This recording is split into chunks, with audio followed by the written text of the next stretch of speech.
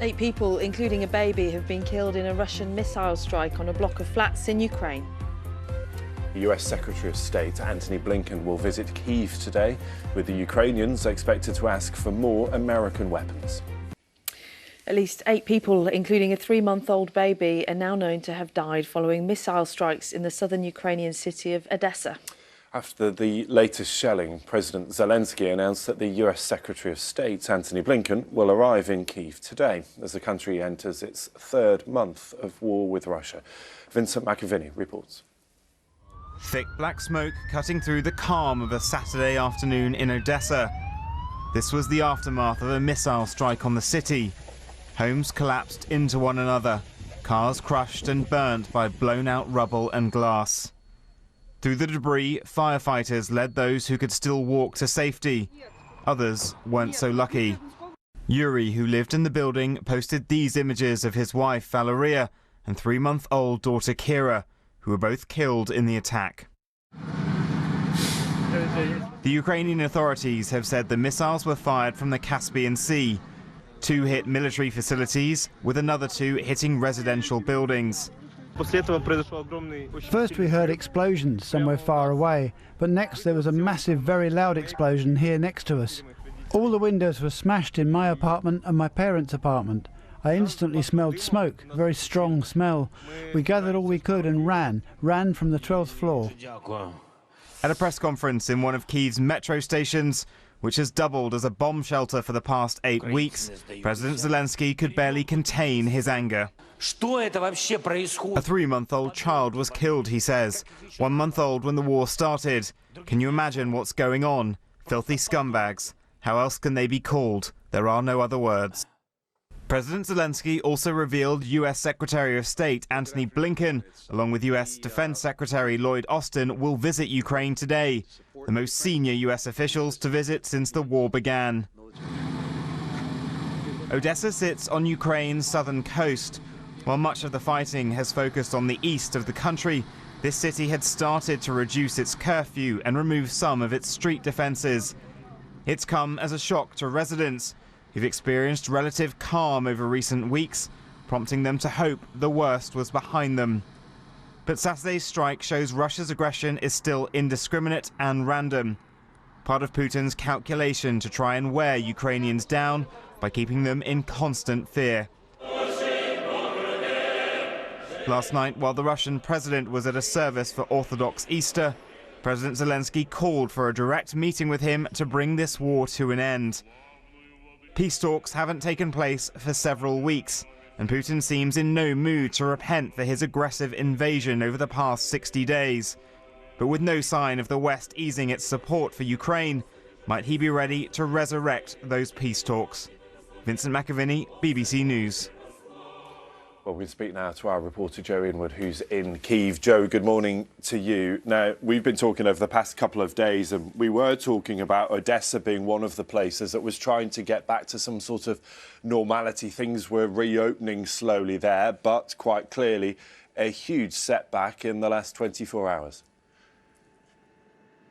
Yeah, absolutely. I mean, it is one of the things that people have suggested, that Russia will continue these almost seemingly random strikes in order to keep Ukraine on a defensive footing, to stop it bringing all of its air defences forward, because that is one of the important kind of key areas in the battle for the east, would be bringing air defences, all of the Ukrainian air defences forward to that front. As long as there's a danger of these random attacks in places like Odessa or even Lviv we've seen recently, well, Ukraine can't do that, and it does give Russia an advantage in that crucial eastern battle. Yes, and quite clearly we don't have many details right now, but we're expecting US Secretary of State Antony Blinken to arrive there in Kyiv later today. President Zelensky, of course, welcoming that visit. He will use that as an opportunity to call for more help from the West. What do we know of what we heard from President Zelensky in his latest video address?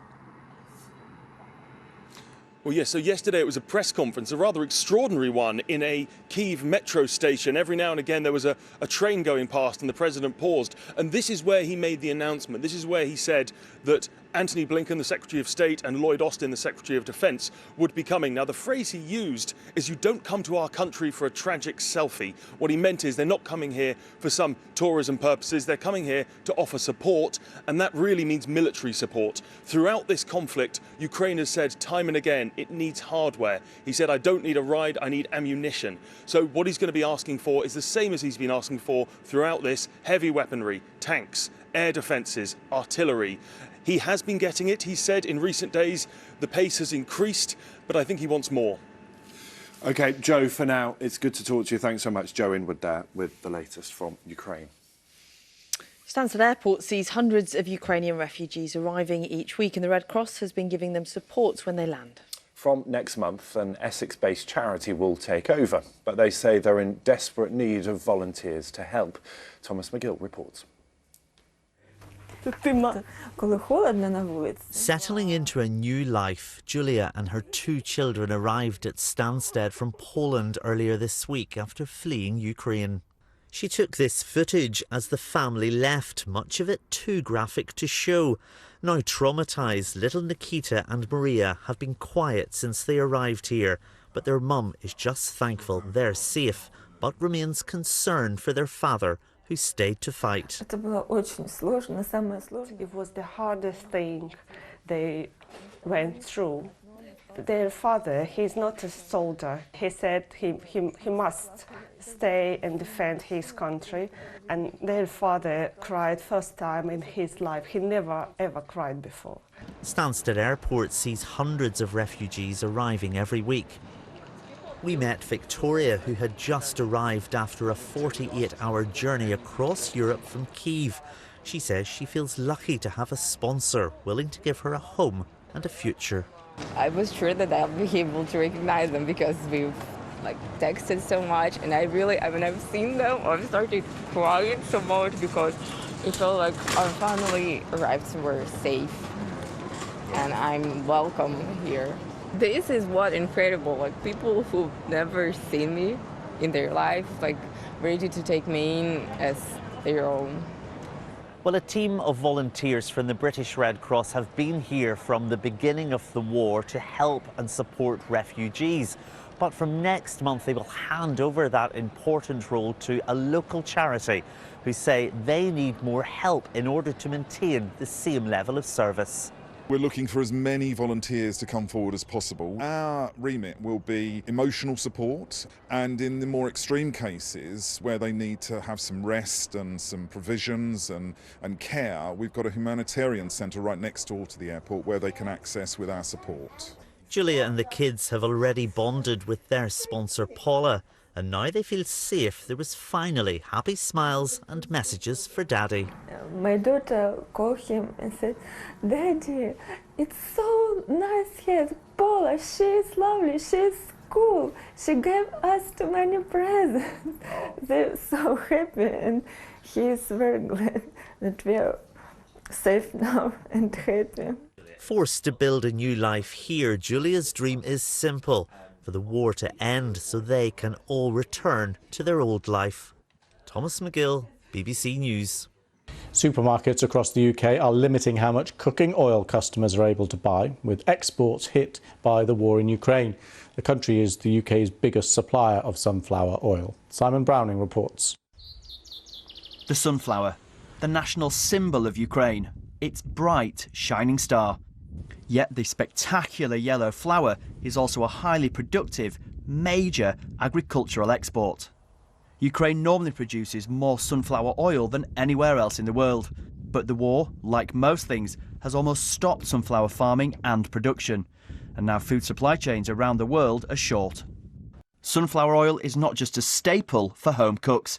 Manufacturers use it for our cupboard and freezer favourites: tasty biscuits, crunchy crisps, oven chips.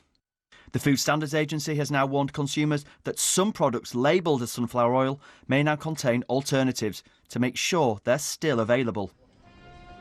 Today, the boss of Iceland said palm oil, a product they'd removed from food production, will now be added back into 50 products temporarily because of sunflower oil shortages.